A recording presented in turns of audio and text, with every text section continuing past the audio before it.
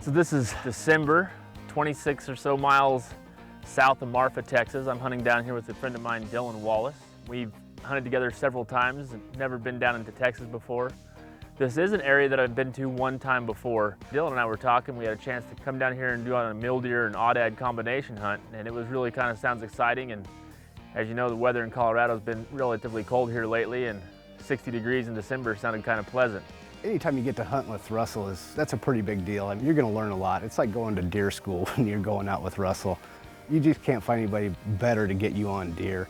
So it was kind of a spur-of-the-moment trip. We ran down here, and I guess we're almost the 20th of December, and we're hunting here on a ranch that is awesome country. I mean, it is rugged, it is rough, it's extreme. It's got all kinds of wildlife and critters on it. We haven't seen the numbers of deer that we'd expected, but they've come out of a drought the last 2 years, and so they're just recovering and trying to get back into the swing of things. Hunting mule deer or white-tailed deer or hunting period is just an exciting time. And it's a great time to go out with your friends and really experience the outdoors in a way that a lot of people never get that chance to do.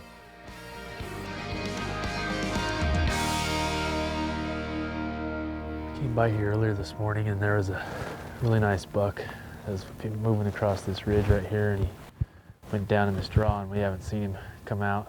We've got a smaller buck that was bedded over here in that draw. We left this morning, we came back and he's still there. He's just up feeding a little bit to the right of where he was. He's got a pretty good eye on us right now, but he's not really spooked.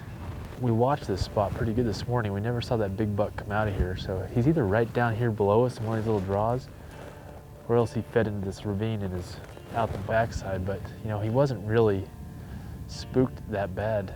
Russ is looking to keep his hot streak going, here at the tail end of a great season of both hunting and guiding. One that's included leading a young lady into the wide open spaces of the Centennial State to take her first Colorado muley, and tagging along to guide some veteran Nebraska hunters to a fine buck. And later on the same trip, to the best mule deer buck he's ever taken in Cornhusker country.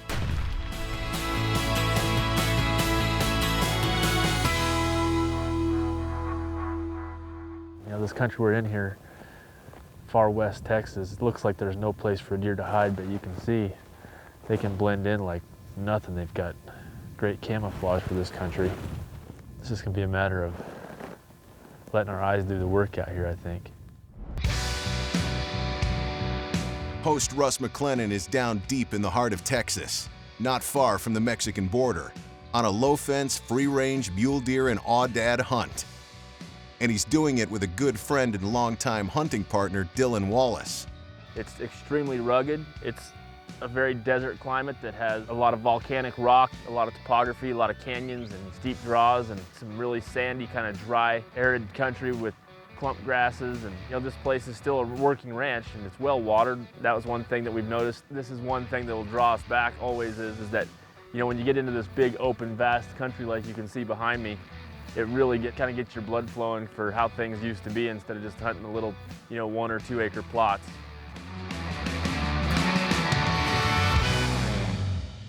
As the morning lull sets in, Russ heads to higher ground in search of a trophy aoudad. You know, the aoudad are an interesting critter. They were brought in, I think, in the mid-1900s here, and they've just made this place their home. They're native to the Barbary coast of Africa. They've thrived in this condition down here. They like this dry, they like the sharp, pokey country. Man, they handle the rocks like they're second nature to them. They're such a cool animal. They're strong, they're rugged, they're just an amazing, agile critter that is able to climb rocks and jump fences, and they can do just about anything you could want them to do. With eyesight as impressive as their climbing prowess, getting into range on an aoudad ram is no easy challenge.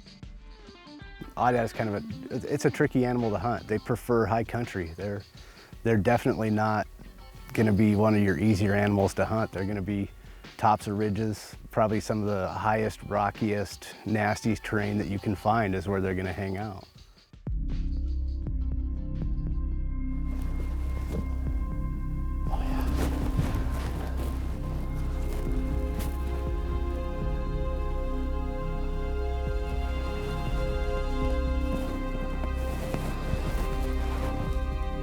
That's a good ram.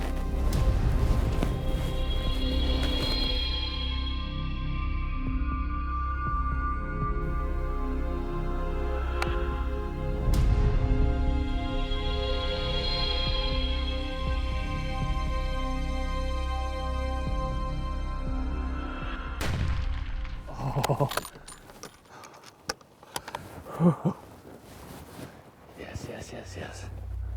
Right down in that.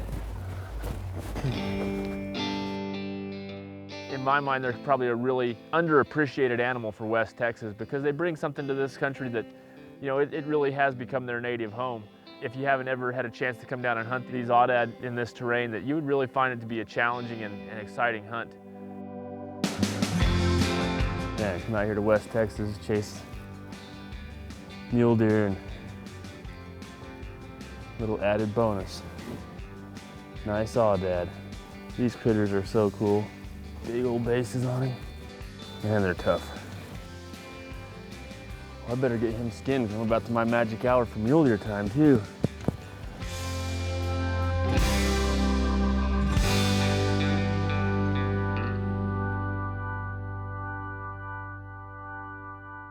You know, I've been looking forward to coming back to West Texas since I left West Texas the first time.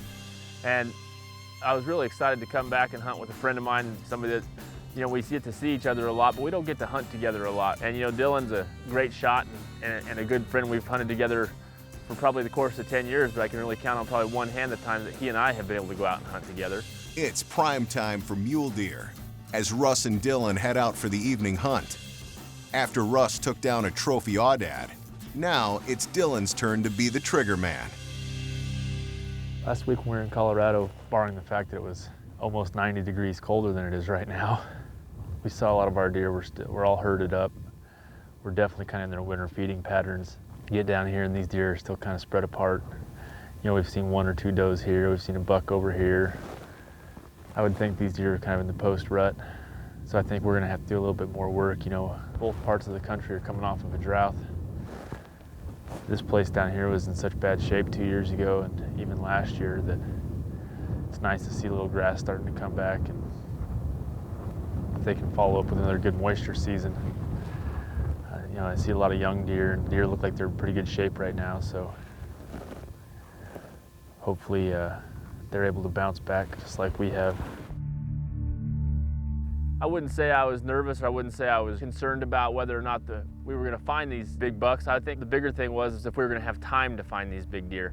Stopping glass right here.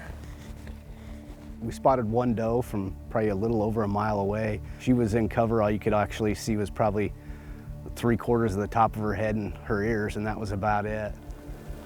Let's ease our way up around here and see if we can get a better look at them. We figured since it was during the rut, that this would be a perfect time to, you know, see if we couldn't get snuck down in there. Well, if there's one doe, there's going to be a bunch more, and pretty good chance you're going to have some bucks running around, you know, looking for those does. We're still quite a ways, like 600 yards down there. I bet we can sneak up on that little ridge so we can get a shot down in there.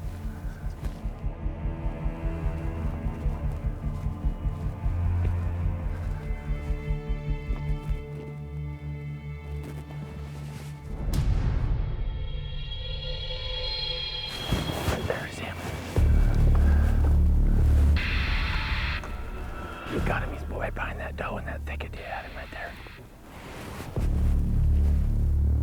He came out for just a minute and gave us a shot, but then he ducked back into the cover and chased the does around. And you know, it was really kind of a surprise whether or not he was going to stay in that cover and just retreat, and we never just shot at him.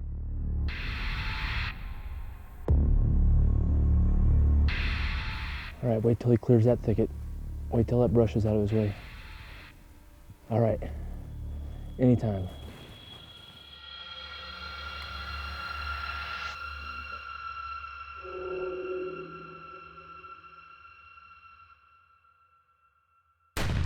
Oh yeah, nice shot. Nice shot. That's a deer that once you see it, you know it. That's a deer you probably want to shoot. So, I mean, especially down here in Texas, where that was probably one of the bigger bucks that we had seen. Dylan made a great shot on that buck this morning. That deer didn't go more than probably 20 feet and he was down. He's shooting my Remington 700 300 Win mag, and the thing just put the smack on there. And it was a matter of seconds after the trigger was pulled that we were able to be down there and have our hands on him. Come on, let's go down and look.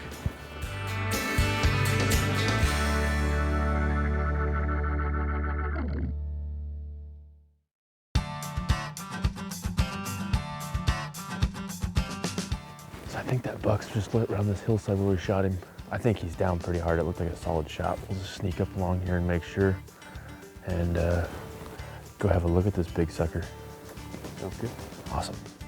After a successful afternoon spot and stalk, capped off when Dylan delivered a perfect shot with his Remington 700.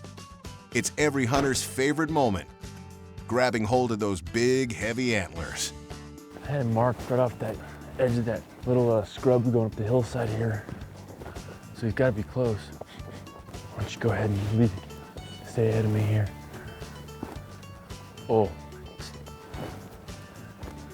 Is that right there? Oh yeah, look at that sucker. One thing's for sure, Dylan and I will be back to West Texas.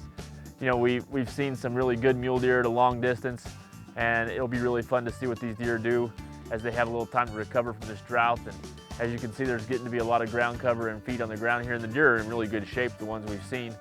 We just haven't seen the numbers quite that we expected, but I think they'll come. I mean, we saw a lot of does with fawns and twins, and I think West Texas is very promising. You know, Texas kind of has a reputation of being a high fence state with a lot of exotics, and there might be areas like that, but this is, you know, thousands and thousands of acres of low fence and rugged terrain, and man, you got to be on your toes if you want to come down here and get yourself on a trophy desert mule deer like we were able to do this morning. West Texas mule deer. Nice. And pretty good shot too.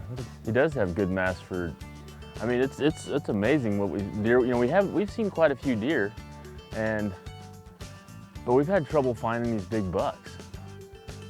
And you know, they're definitely rutting. The neck's all swelled up. He's got plenty of drive and vigor, and man, they're just tricky in this country. For a long time there, he was just milling around in the brush with those does, and there's always that question in the back of your mind, is he just gonna check the does, find out nothing's here, and then stay under cover? And you always have to wonder that. This country down here is there's so much topography and so much stuff that you just don't even really pick up on. This is awesome. I'd definitely love to come back down here again. The aoudad hunting has become one of my favorites. I really enjoy doing that, so definitely I'd like to come back and do some aoudad and mule deer again, and maybe an elk. West Texas is a special place, and I think that no matter whether I ever have the opportunity to come back and hunt this ranch again, one thing I definitely look forward to is coming back and spending time in this area. I know that this is a unique quality opportunity and a great place that we have a chance to come down and share in this experience. I see spending a lot of time in West Texas in my future. I like it down here a lot and hope to hunt these hills many days.